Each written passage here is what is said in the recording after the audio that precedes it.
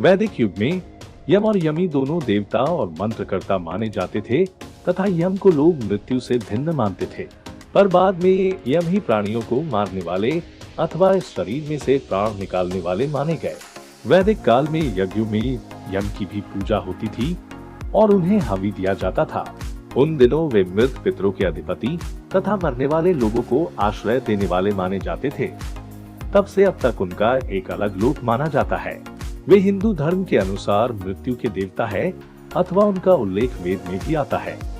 उनकी जुड़वा बहन का नाम यमी है। यमराज जीवों के शुभाशुभ कर्मों के निर्णायक है तथा वे 12 भागवताचार्यों में से एक है। वे दक्षिण दिशा के दिक्पाल कहे जाते हैं और मृत्यु के देवता माने जाते हैं। यम, धर्मराज, मृत्यु, अंतक, वैवस्वत, काल, सर्वभूतक्षय, परमेष्ठी, वृकोदर, चित्र और चित्रगुप्त, इन सब नामों से यमराज की आराधना होती है। उनका विवाह दक्ष प्रजापति की 84 कन्याओं में से 23 कन्याओं से हुआ था। इसके अतिरिक्त विश्वकर्मा की पुत्री संज्ञा से भगवान सूर्य के पुत्र यमराज, अश्विनी कुमार, श्राद्ध देव मनु और यमुना उत्पन्न हुई थी।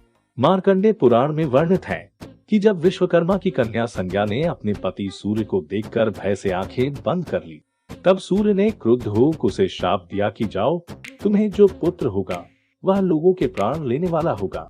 जब इस पर संज्ञा ने उनकी ओर चंचल दृष्टि से देखा, तब फिर उन्होंने कहा कि तुम्हें जो कन्या होगी वह इसी प्रकार चंचलता पूर्वक नदी के रूप में बहा करेगी। इससे पुत्र तो यम और कन्या भी हुई, जो बाद में यमुना के नाम से प्रसिद्ध है। 4 द्वारों तथा वैवस्वती आदि सुरम्य नदियों से पूर्ण अपनी पुरी में पूर्व, पश्चिम तथा उत्तर के द्वार से प्रविष्ट होने वाले पुण्यात्मा पुरुषों को यमराज चतुर्भुज भगवान विष्णु के रूप में दर्शन देते हैं।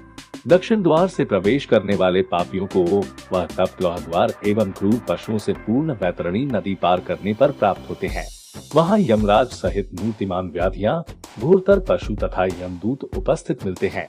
दीपावली से पूर्व दिन यमदीप देकर तथा दूसरे पर्वों पर यमराज की आराधना करके मनुष्य उनकी कृपा का संपादन करता है। ये निर्णेता हमसे सदा शुभ कर्म की आशा करते हैं।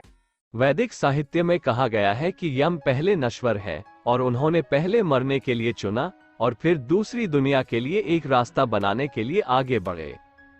मरने वाले पहले व्यक्ति होने के कारण उन्हें मृतकों का प्रमुख, बसने वालों का स्वामी और एक पिता माना जाता है।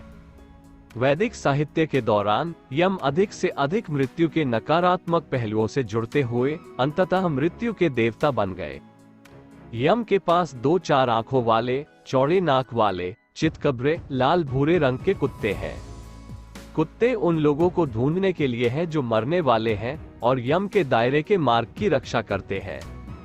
आरवी 7.55 की थियोडोर ऑफ्रेस्ट की व्याख्या का पालन करने वाले विद्वानों का कहना है कि कुत्तों को भी दुष्ट पुरुषों को स्वर्ग से बाहर रखने के लिए बनाया गया था। श्वेत यजुर्वेद में कहा गया है कि यम और उनकी जुड़वा बहन यमी दोनों सर्वोच्च स्वर्ग में निवास करते हैं।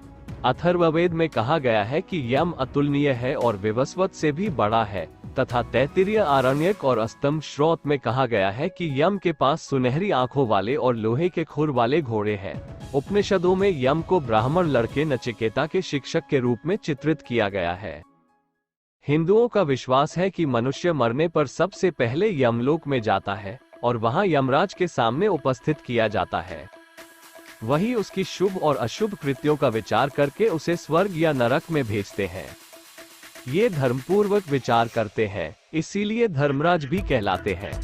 ये भी माना जाता है कि मृत्यु के समय यम के दूत ही आत्मा को लेने के लिए आते हैं। स्मृतियों में 14 यमों के नाम आए हैं, जो कि यम, धर्मराज, मृत्यु, अंतक, वैवस्वत, काल, सर्वभूत, क्षय, उदुम्बर, अघन, नील, परमेष्ठी, वृकोदर, चित्र और चित्रगुप्त है। तर्पण में इनमें से प्रत्येक के नाम पर 3-3 अंजलि जल दिया जाता है। यम उस ज्ञान को जानते हैं जो स्वर्ग की ओर ले जाता है। ये कहते हैं, याद रखो ये ज्ञान अनंत संसार का मार्ग है और ये बुद्धिमानों की बुद्धि में सूक्ष्म रूप में निवास करता है। इसके अतिरिक्त महाकाव्य महाभारत में यम 5 पांडवों के सबसे बड़े भाई युधिष्ठिर के पिता है। यम सबसे विशेष रूप से यक्ष प्रश्न में व्यक्तिगत रूप से प्रकट होते हैं। यक्ष प्रश्नों में यम युधिष्ठिर से सवाल करने और उनकी धार्मिकता का परीक्षण करने के लिए यक्ष क्रेन के रूप में प्रकट होते हैं।